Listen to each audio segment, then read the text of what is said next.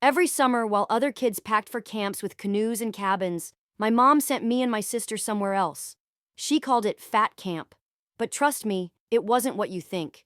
She didn't pay a cent. Instead, she'd drop us off at Uncle Harvey's farm, hand us each a loaf of bread, strap heavy jackets on our backs, and leave us to work 10-hour shifts in the heat. Sometimes she'd forget to check on our progress, which gave me a tiny bit of relief.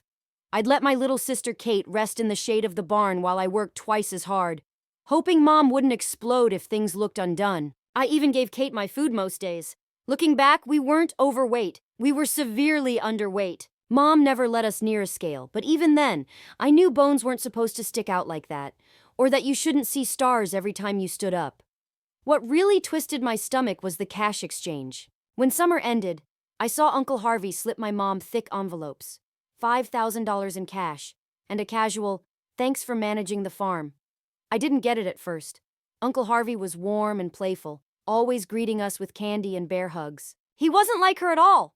But when I turned 11, things started clicking. See, we were homeschooled and our mom controlled every piece of information we had about the world. She told us the outside was full of monsters. People so beautiful they'd attack us just for being different. If we ever tried to escape, they'd tear us apart. We were trapped by fear and hunger.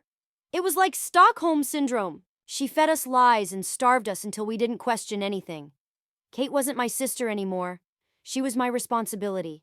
I took every hit, every punishment, just to keep her safe. By the time I was 16 and Kate was 13, I truly believed only one of us would survive. I gave her every scrap of food I had and tried to stay standing. Then, everything changed. One morning, Mom collapsed. Years of smoking finally caught up to her. Heart attack. Gone. When Uncle Harvey showed up, he hadn't seen us in a long time. He broke down in tears. We were so used to pain, we didn't understand why he was crying until he looked at us. Really looked. Our skin, the bruises, the bandages. He kept whispering, "I had no idea. I'm so sorry." He brought us home with him, and for the first time in our lives, there was food everywhere. I still remember shouting, "Did the famine end?" Because Mom had convinced us the world was starving. Kate stared at a bowl of grapes like she'd seen a miracle. When he asked what our favorite food was, I laughed. I thought it was a trick. But he just cried harder. He enrolled us in school, said we could leave if it felt like too much. I was still paranoid, still waiting for strangers to snap and hurt us. But on the first day, a girl smiled at me. She offered to show me around. I asked her straight up if she was going to attack me. She just laughed and shook her head. That moment rewired something in me. Kate made a quiet friend of her own, and slowly we began to adjust. And the more we saw other families, the more I realized how far from normal our life had been. My mom wasn't strict. She was dangerous. I started feeling this deep, furious anger. I wanted her alive again just so I could scream at her, make her answer for everything. Then one day, I came home early from school. Uncle Harvey was on the phone. He didn't hear me walk in. "They're safe now," he said. "And their mom did what needed to be done. That farm would have fallen apart without her." My stomach dropped. He knew. He always knew. I ran to Kate's room, told her everything. We packed fast and quiet. Clothes, a few essentials, and some emergency cash I'd found hidden in his drawer. But as we reached the stairs, he was already there, arms crossed. "Going somewhere?" he asked. Kate squeezed my hand tight. I moved in front of her, a reflex I'd developed long ago. "Just getting some air," I said. Kate had a nightmare. He started walking down slowly. Each step creaked under his weight. The kind uncle we thought had saved us wasn't who we believed. His eyes weren't warm anymore. They were calculating, cold. And that's when I realized no one was going to save us but us. When he saw the bags by the door and the envelope of emergency cash in my hand, his expression changed. Calm on the surface, but his voice had that tight, cold undertone that meant trouble. My fingers were sweating, and the strap of my backpack started slipping. I could barely keep hold of it. We were scared, plain and simple. Fear had been our shadow for so long that even in this house, with real meals and warm beds, it never fully left. "Afraid of what?" he asked, his voice soft but sharp, like a blade wrapped in silk. "Afraid of me? After everything I've done for you?" That familiar guilt rushed in, flooding my chest like it always did. For a second, I questioned everything. Maybe we were wrong. Maybe we misunderstood. But then I felt Kate's forehead press between my shoulder blades, her small body trembling like dry leaves in autumn. That snapped me back. This wasn't just about me. It never had been. You knew, I said quietly, the words slipping out before I could stop them. You knew what she was doing to us, and you paid her anyway. The air between us went still, thick. I almost wanted him to deny it, to say I got it all wrong. But he didn't. His face shifted, not to guilt, not to shock, but to calculation. He finally reached the bottom of the stairs and exhaled. Your mom, she was complicated, he said, rubbing his temples. But she ran the farm when I couldn't. My back gave out 5 years ago. I needed help. So you paid her with us, I snapped. You bought labor. You bought kids. The memories rushed in. The heavy vests, the sunburned skin, the endless rows of crops. I gave you structure, he replied, his tone suddenly cold. Discipline. The real world isn't kind to the soft. Your mother got that. He sounded just like her in that moment. Same excuses. Same twisted logic. Kate whimpered, and something surged in me. Rage, protection, maybe both. My fists clenched, nails digging into my palms. We were starving, I said through gritted teeth. We were children. We should have been playing, learning. Not breaking under the sun so you could make a profit. Suddenly his demeanor shifted again. He raised his hands in a calming gesture. It's late. You're upset. Let's just sleep and talk in the morning. I'll make pancakes. Your favorite. The old version of him, the one who used to hand out lollipops, peeked through again. But now I could see the strings. I saw how quickly he switched when anger didn't work. It was manipulation. Practiced. And it had worked on us for years. No, I said, voice steadier than I expected. We're leaving. His smile vanished. You're 16. She's 13. Where exactly do you think you're going? The streets? You think that's safer? He was playing on the fear he'd helped plant. And it worked. I hesitated. We didn't really have a plan, just a classmate's mom who might help.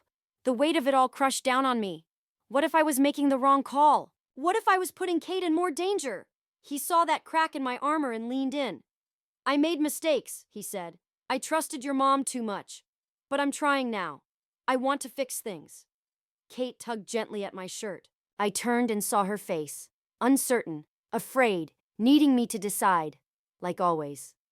One night, I said quietly, we'll talk in the morning. His shoulders relaxed.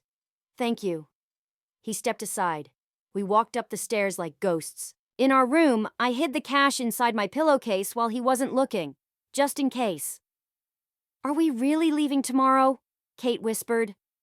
The moonlight on her face made her look even younger than 13. I don't know, I admitted. But I won't let him hurt us. Not like she did. She nodded and curled against me, small and shaking. I'm scared, she said softly. I know, I whispered, running my fingers through her hair. But I've got you, always. Sleep never came. I just lay there, eyes fixed on the ceiling, planning, thinking. We needed proof. Something solid, something no one could ignore, because no matter what happened next, we weren't going back. The stain on the ceiling looked like a map. I traced it with my eyes as Kate's breathing slowly evened out beside me. The next morning, everything felt wrong. The house smelled like butter and syrup. Uncle Harvey was flipping golden pancakes like nothing had happened the night before. He was cheerful, humming to himself. Eat up, he said with a grin. Growing girls need their strength. Kate's face lit up. Pancakes had always felt like a treat, but to me, they tasted like guilt. Each bite turned heavy in my stomach, like I was swallowing secrets. So, I asked cautiously, what's the plan for today? Uncle Harvey wiped his hands and said casually, thought we'd work the north field a bit. Just needs weeding before planting. The north field, the same one where we spent endless summers, blistered hands, aching backs, heat waves bending the horizon. And just like that, the illusion cracked. The kind uncle vanished, and the old pattern came back into focus. All day? I asked, trying to keep my voice neutral.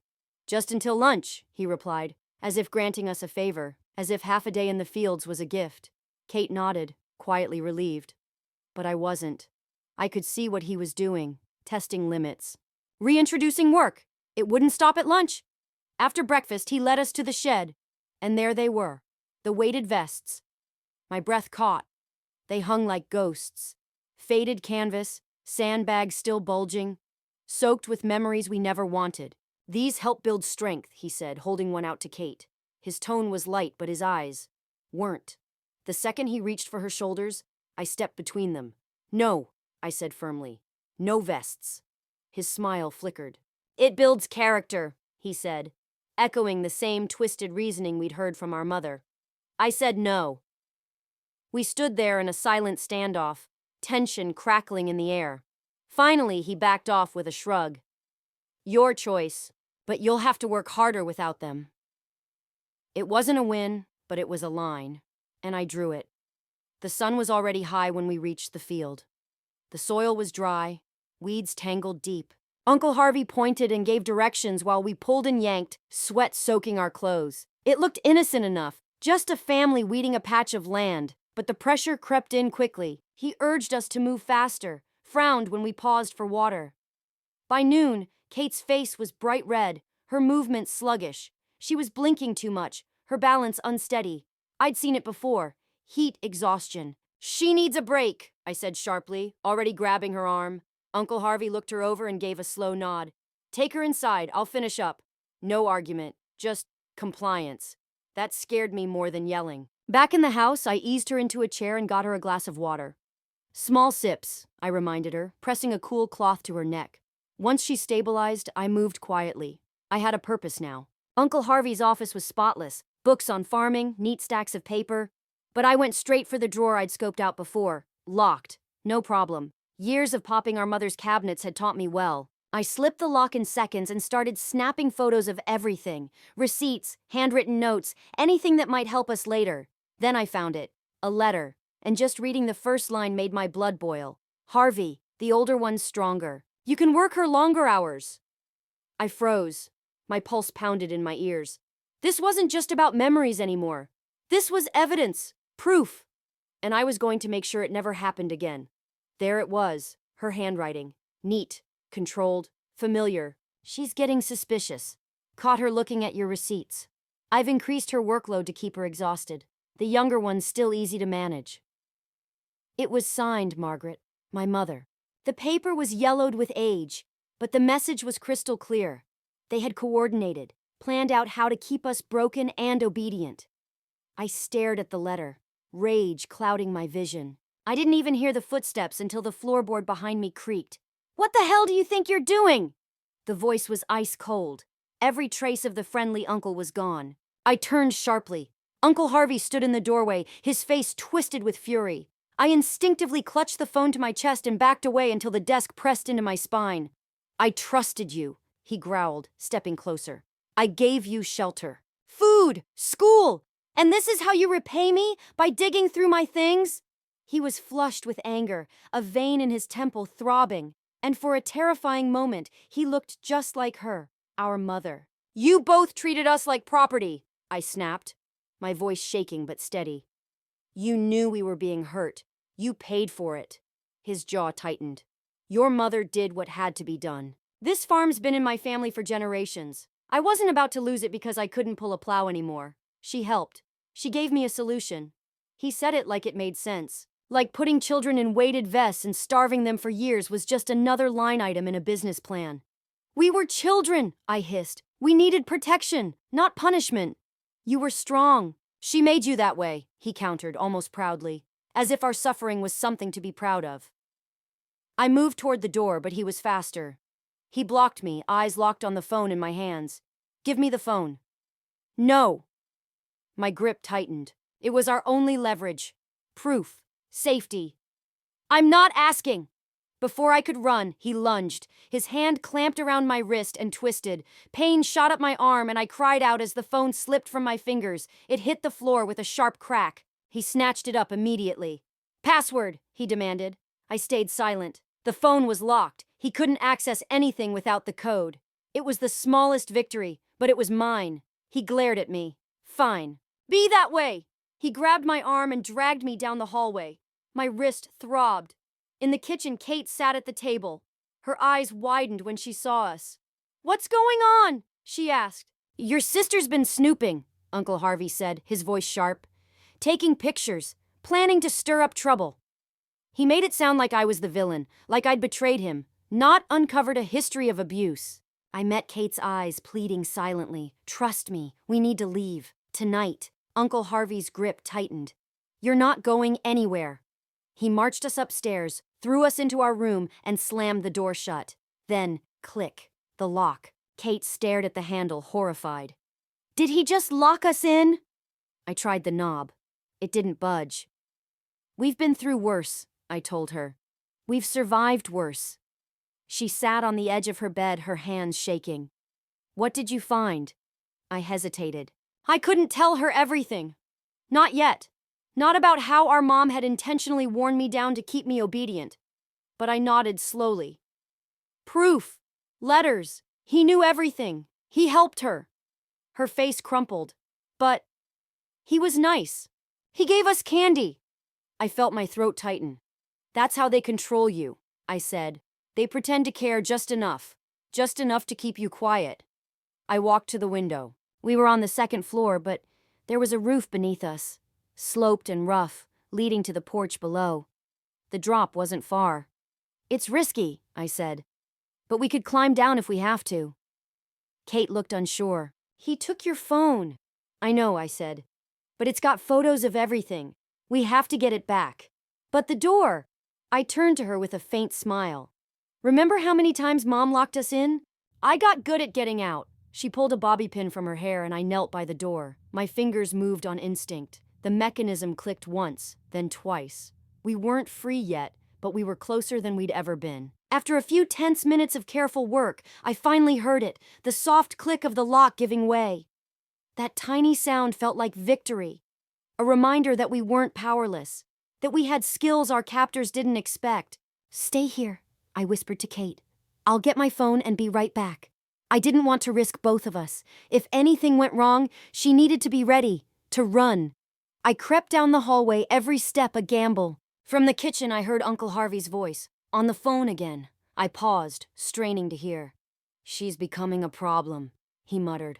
I can't control them the way Margaret could, especially the older one. Yeah, I know. But what am I supposed to do if they start talking? His voice was low, frustrated. I pressed myself to the wall, barely breathing. Maybe sending the younger one away would fix it. Camp or something. Break them up. Yeah, divide and conquer. Divide and conquer. I nearly choked on the words. He was planning to separate us. The one thing I'd fought for my entire life was keeping Kate safe. And together. I moved quickly, silently navigating the old wooden stairs, avoiding the creaky spots I'd memorized. In the kitchen, Uncle Harvey's back was to me. My phone was right there, on the counter. Just a few feet away, but it may as well have been miles with him standing that close. I scanned the room. A stack of pans rested on the drying rack. Perfect. I grabbed a dish towel, rolled it into a tight ball, and tossed it across the room. The crash was instant, metal pans slamming to the floor in a thunderclap of chaos. What the? Uncle Harvey jumped, spinning around in confusion. While he tried to make sense of the noise, I darted into the kitchen, snatched the phone, and sprinted back up the stairs. Behind me, I heard him shout, then the pounding of footsteps. I made it back to our room and locked the door just in time. Got it, I gasped, holding up the phone. The screen was fine. The pictures were still there. This is it, Kate. Our way out. Her eyes widened. She was already heading toward the window. Is he coming? She asked. I pressed my ear to the door. Footsteps thundered up the stairs. Yes, under the bed now. We slid beneath Kate's bed just as the doorknob rattled violently. I know you're in there, he shouted. Open this door right now. The pounding made the walls tremble. We stayed completely still. I could feel Kate's hand find mine, her fingers freezing with fear. Dust scratched at my nose, but I bit back a sneeze. After a minute of rage and failure, he gave up, storming down the hall. He's looking for the key, I whispered. We don't have much time. We crawled out. I grabbed our bags and moved to the window, easing it open. The roof beneath wasn't flat, but the slope was manageable. I'll go first, I told Kate. Then I'll help you down. She nodded, though fear was written all over her face. I climbed out carefully, lowered myself onto the rough shingles, and slid toward the porch roof below. The jump wasn't far. My feet hit the ground hard, but I stayed upright. Come on, I whispered up to Kate. She was frozen at the window, pale and shaking. Her hands gripped the sill like it was the only thing anchoring her to the world. "You've got this," I said gently. "Left foot first. Hold on to the gutter. That's it. Slide down slow. I'm right here." Step by step, she followed my voice. Just like all those years when I talked her through our mother's madness. She was almost down, almost safe, when the bedroom door slammed open behind her. Uncle Harvey's face appeared in the window above, twisted with fury. "Get back here!" he roared. Kate froze. Her balance wavered, arms flailing for stability. "Jump!" I shouted. "I'll catch you!" There wasn't time for caution. He was already gone from the window, racing downstairs. This was it. We either escaped now, or not at all. Uncle Harvey was already headed downstairs to cut us off. Tate shut her eyes and jumped. The impact knocked both of us to the ground. Scraped elbows, bruised knees. Didn't matter. "He's coming!" I gasped. "Run!" I grabbed her hand and we took off across the yard, our bags bouncing wildly with every step. Behind us, the front door slammed open, and Uncle Harvey burst out, surprisingly fast for someone his age. "You ungrateful little brats!" he bellowed. "After everything I've done for you!" The words pierced the air. So familiar. The exact same thing our mother used to scream when we failed to live up to her twisted expectations. Kate was struggling to keep pace, her breath ragged. I pulled her along, urging her to keep going. I could hear his footsteps on the gravel behind us, closing in fast. The road appeared ahead, 3 miles to town. He was gaining. My lungs felt like fire, my legs ready to give out. And Kate wheezed beside me, her endurance long worn down by years of starvation and stress. Then I saw it. A truck. Coming from town. I pulled Kate to the side of the road, waving frantically. The truck slowed. The window rolled down. A woman, mid-40s maybe, looked us over with quick, assessing eyes. Her ponytail was streaked with gray, her face lined with kindness, a cup of coffee resting beside her. "You girls need a ride?" she asked, voice sharp with concern. "Yes!" I panted. "Please, to town!" She glanced past us and saw him. Uncle Harvey, maybe 100 yards away, red-faced and shouting. "That your dad?" she asked. "No," I said firmly. "Please, we need to get away from him." She didn't ask for details, didn't hesitate, just hit the unlock button. "Get in!" We climbed into the truck just as Uncle Harvey reached us. He slapped his hand on the window. "These are my nieces," he said with forced calm. "We just had a little misunderstanding. Family stuff, they're confused." His smile was fake, his breathing was heavy. The woman stared at him, then turned to us. Her face hardened. "They seem pretty clear on what they want." Then she put the truck in gear. Before he could say another word, we were gone. I looked back as he faded into a cloud of dust, arms flailing in useless rage. "Thank you," I whispered, still trembling, adrenaline draining out of me like water through a sieve. "You girls okay?" she asked, her eyes kind in the rearview mirror. "We will be," I said, wrapping an arm around Kate, whose shoulders still shook. Her breathing was evening out bit by bit. "All we want is to get away, from him, from that place, from everything." She nodded slowly. "Name's Elaine. I can take you to the sheriff's office if you want."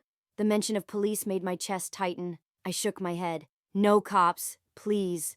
She didn't question it, just nodded again, respectful of the boundaries we needed so badly. "Where to then?" I hesitated, then remembered something. "Melissa, my friend from school. Her mom worked with teens in crisis." "Do you know Cheryl Wagner? She runs a center, I think." Elaine's face lit up with recognition. "Sure do. Cheryl's with Haven Youth, over on Maple." Relief hit me so hard I nearly cried. A real place. A real chance. "Can you take us there?" "You got it," she said, turning at the next street. As we drove through town, I checked my phone. The photos were still there. Letters, receipts, notes in my mother's handwriting. Proof of what had happened, what had been done to us. We pulled up in front of a cheerful yellow house with a wide porch and potted flowers on the steps. "This is it," Elaine said. The house looked nothing like an institution. It looked like hope, like safety. I turned to her, words catching in my throat. "Thank you. For everything." And for the first time in a long, long time, I meant it. Elaine scribbled something on a receipt and handed it to me. "My number," she said softly. "Call if you need anything else."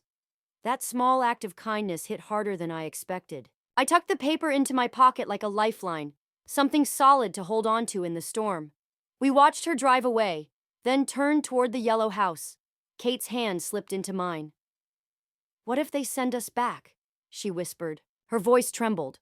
The fear was still there, etched into her like scars. "They won't," I promised. "I've got proof." I patted my pocket where my phone rested. The photos were still there. Letters, receipts, evidence. No one could deny what had happened to us now. We climbed the steps and rang the bell.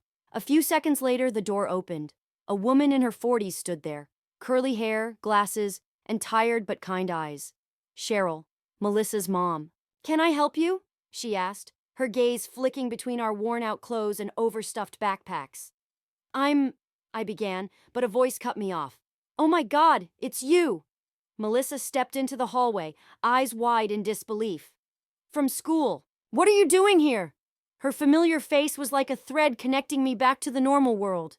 Cheryl glanced between us, her eyebrows lifting. "You two know each other?"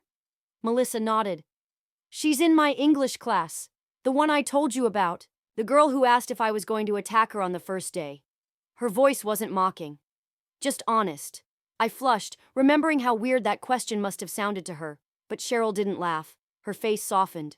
"Come in," she said gently. "Both of you." The warmth in her voice wasn't performative, it was genuine. No orders, no threats.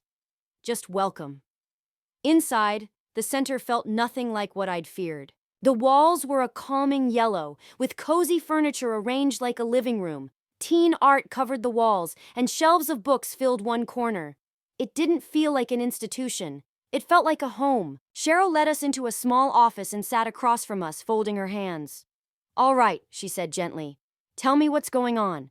There was no pressure, no rush, just a space to speak. So I told her everything. About the fat camp, that was actually forced labor, the food deprivation, the weighted vests, the fear, the isolation.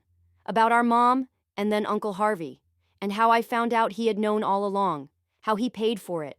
I showed her the photos, the letters, the receipts. As I spoke, the words poured out, years of secrets finally being pulled into the light. Cheryl didn't interrupt, she just listened. Her expression darkened as I went on, but she stayed calm, collected. It made it easier to keep going. When I finally stopped, she was quiet for a long moment. "First," she said slowly, "I want you to know. I believe you. What happened to you and Kate was not your fault. It wasn't your job to protect her. But you did. And that speaks to a kind of strength most adults never even find." I looked down, overwhelmed by her words. I wasn't used to being seen like that. "What's going to happen to him?" I asked. "Uncle Harvey?" She nodded. "With the evidence you've shown me, this can absolutely become a criminal investigation. But that's separate from your placement. My job is to make sure you're safe, and that you stay together." Those two words, safe and together, felt like everything we'd been fighting for. That night, Cheryl helped us pack our things and back up the photos to a cloud account, just in case. The fear of losing the proof lingered, but now it had backup, like our story finally had roots. The next morning, a couple named Marcus and Janet Brooks arrived to meet us. They were younger than I'd imagined. Marcus had a calm, gentle energy. Janet's smile was wide and warm, her hair in a messy bun that reminded me of my old school librarian. "We're so glad you're coming with us," she said, helping us load our bags into the car. "Your room's already set up." Her words weren't forced. They felt real. No hidden edge. The drive to their house was quiet, peaceful. Trees lined the streets. Kids' bikes lay scattered in front yards. There was a basketball hoop in the driveway. Nothing dramatic, nothing terrifying, just normal. And for the first time in our lives, normal felt like freedom. The Brooks house wasn't picture perfect. It was real. A little cluttered, but clean. Magazines on the coffee table, a sweater draped over a chair, family photos framed on the walls. It felt lived in, safe. Nothing like Uncle Harvey's spotless silence or our mother's tense obsession with control. "Your room's upstairs, first door on the left," Marcus said. "We figured you might want to decorate it yourselves. Make it your own." I froze at the idea. A space of our own? One we were allowed to shape? That thought had never been an option before. The room was simple. 2 twin beds with clean sheets, a dresser, a desk. On the desk were 2 new notebooks and a pack of colored pens. The walls were painted a soft blue. The curtains matched. It was plain, but it was ours. Janet appeared in the doorway. "Thought you might like these," she said, nodding toward the pens. "For drawing, or journaling, or whatever feels right." It was a small gesture, but it hit me harder than I expected. A sign that our thoughts mattered.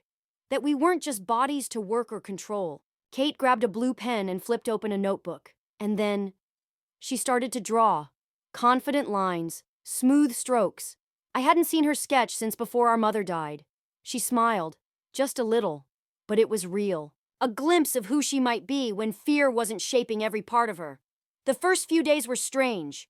I kept waiting for the rules, the punishment, the sudden shift. But it never came. There were meals, real ones, and no one demanded we earn them. We were told to rest, to read, to just be kids. Janet taught Kate how to bake chocolate chip cookies. The smell of vanilla and warm dough filled the kitchen as they laughed and measured and stirred together. Marcus noticed me watching him fix his car one day. He smiled and waved me over. "Come here, I'll show you how to change a tire," he said. It wasn't a test, it wasn't a setup, just a skill, shared, like I was worth teaching. A week later, Raymond, our social worker, visited. He and Cheryl had been in contact the whole time. "How's it going?" he asked as we sat on the porch. Kate was inside showing Janet her newest drawing. "Good," I said, surprised to find I meant it. "They're nice. Nice. Not like Uncle Harvey's fake warmth, real kindness, gentle, consistent." Raymond nodded. "They are, and they know this is temporary, just until we figure out what's next." His honesty was refreshing. No false promises, just calm truth. I hesitated, then asked the question I'd been avoiding. "Have you heard anything about him?" Raymond's expression shifted. "He's being investigated," he said carefully. "The sheriff executed a search warrant yesterday." My chest tightened. "Did they find anything?" He nodded. "Yes. Documents. And the weighted vests." That last part hit like thunder. Physical proof. Evidence that couldn't be erased or explained away. They believed us. After years of being told we were exaggerating, misremembering, being dramatic, someone believed us. That night, I couldn't sleep. I lay there, staring at the ceiling. The memories flooded in. Sunburned skin, aching shoulders, endless hunger. But they didn't feel the same anymore. For the first time, they were just that. Memories. Beside me, Kate slept peacefully, her brow smooth, her body still. She looked like a kid, not a survivor, just a kid. I crept downstairs for a glass of water. Marcus was sitting at the kitchen table, reading on a tablet. The glow lit his face in the quiet room.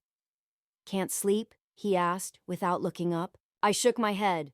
"Too much thinking." He nodded like that made perfect sense. "Want some hot chocolate? Always helps me shut my brain off." No pressure, no expectation. Just kindness. 10 minutes later, we were sitting together at the table in comfortable silence. And for the first time in my life, I wasn't waiting for something bad to happen. We sat at the kitchen table with warm mugs in hand. The hot chocolate was thick and rich, nothing like the watered-down powder our mother used to give us on rare, good days. Marcus didn't ask questions. He didn't push me to talk. He just sat there, quiet and steady. The silence wasn't tense or expectant. It was peaceful. "Do you think he'll go to jail?" I finally asked. It was a question I'd been holding in for days. I wasn't sure what I wanted, punishment or peace. A part of me wanted him to suffer. Another part just wanted it all behind us. Marcus thought for a second. "Based on what I've heard? Probably. But these things take time." He didn't sugarcoat it. He didn't talk down to me. Just gave it to me straight. "I don't know if I want that," I admitted. "Not jail, I mean. I trailed off. The word justice felt too vague. Revenge felt too bitter. Marcus understood anyway. "You want the truth to be known," he said gently. "For him to know you know, that you're not pretending anymore." I nodded. That was exactly it. No more being told it wasn't that bad. No more being silenced. Just acknowledgement, recognition. 2 weeks later, Raymond called. Uncle Harvey had been formally charged with child endangerment, neglect, and labor law violations. But there was something else. He wanted to talk to us. Just hearing the request sent a chill through me. You don't have to, Raymond said immediately. It's your choice. Those words mattered. For once, we were in control. I looked at Kate. We had the phone on speaker. What do you think? I asked her. She hesitated, then said quietly, I want to know why. Her words echoed my own feelings. It wasn't just what he did. It was why. How do you justify treating children like that? What makes someone go that far? We agreed to meet at Raymond's office. It would be a controlled environment. Neutral ground. We'd have Raymond and a victim advocate named Aaron. He'd have his lawyer. The day of the meeting, Janet drove us. Before we got out of the car, she squeezed my hand. Remember, she said softly, you can leave any time. You're in charge. Her voice steadied me. Inside, Uncle Harvey looked smaller. The man who once towered over us with authority and control now slumped in his chair, wearing a wrinkled suit that didn't quite fit. His lawyer sat beside him, professional, unreadable. Thank you for coming, he said. His voice was rough, almost rehearsed. I said nothing. Kate sat beside me. Her hand found mine under the table. She was shaking, but her grip was strong. I wanted to explain, he said. About the farm. About your mother. He shifted in his seat, avoiding our eyes. Go ahead, I said coldly. I didn't come for apologies. I came for answers. The farm was failing, he began. It had been for years. Your mother knew we were going to lose it. She offered a solution. His words were businesslike, detached, like we were just numbers in a ledger. Us, I said flatly. We were the solution. He nodded slowly. She said she could manage it with minimal cost. I didn't ask questions. I didn't want to know. That was the worst part. He chose not to know, not to see. But you did know, I said, my voice sharper now. Eventually, the letters. Your handwriting. He looked down. Not at first, but yes, later. I convinced myself it wasn't that bad, that she was just being strict, teaching you discipline. Kate spoke then, soft but sure. We were starving, she said. We could see our bones. The truth of it cracked the room open. Uncle Harvey flinched. I'm sorry, he whispered. I should have stopped it. I should have checked in more. But it was too late. Why didn't you? I asked. There was no anger in my voice anymore, just exhaustion, the need to finally hear it. He was silent for a long time. Because the farm was more important to me than you were, he said at last. And there it was. No excuse, no justification, just the bare, unforgivable truth. You're right, I said quietly. It is unforgivable. There was no anger left in my voice, just truth. A door closed. Some things can't be fixed or forgiven, only acknowledged and left behind. We left shortly after that. There was nothing else to say. In the car, Kate stared silently out the window. Town drifted past us. Regular people walking dogs, unloading groceries, living their lives. No one knew that ours had just shifted forever. You okay? I asked gently. She didn't answer right away. Then she nodded. I think so. It's strange, but I feel lighter, like something heavy's finally gone. I knew exactly what she meant. That weight we'd carried, of silence, shame, secrets, had lifted. The past wasn't erased, but it no longer had full control. We were finally free to move forward. The next few months brought change. Uncle Harvey pleaded guilty to avoid trial. 5 years. The farm was sold, and part of the money was put into a trust for Kate and me. Raymond arranged for us to stay with the Brooks permanently, and they started the process to become our legal guardians. It wasn't fast, but it was steady. Every step was one more piece of our past left behind, one more piece of a safer future taking shape. By September, school had started again. This time, I didn't ask if the other students were dangerous. The irrational fears our mother had planted were fading. I made friends, joined clubs, experienced things that once felt impossible. Kate joined the art club. Her paintings started filling the fridge at home. Janet always made a big deal out of them, showing them off like treasures. Her lines were bolder now. Her characters had expressions, energy. The quiet girl who once hid behind me was becoming someone strong, someone sure of herself. I tried out for track. Years of fieldwork had made me strong, even if it hadn't been by choice. Running became a release, a way to own my body, my speed, my strength. On that track, there were no vests, no orders, just freedom. One evening, I was chopping vegetables with Janet when she asked, "Have you thought about what you want to do after high school?" The question caught me off guard. I paused, knife in midair. No one had ever asked me that before. The future used to feel like something to be afraid of, not something to plan for. Maybe something with advocacy, I said slowly. Helping kids like us. The idea had been growing for a while, turning pain into purpose. Janet smiled. You'd be good at that. It wasn't empty praise, just quiet encouragement, the kind that makes you believe it might be true. Later that night, I found Kate on her bed sketching. I sat beside her and looked over her shoulder. She was drawing a chicken, round, content, scratching the dirt. The details were careful: feathers, beak, the glint in its eye. "Remember that chicken from the farm?" she asked. "The one with the crooked beak that followed you around?" I laughed, surprised. "Sunshine," I said. "You named her Sunshine, the scrawny yellow hen who survived, just like we did. Kate used to sneak her food." "Yeah," Kate said softly. "She was the only good thing about that place."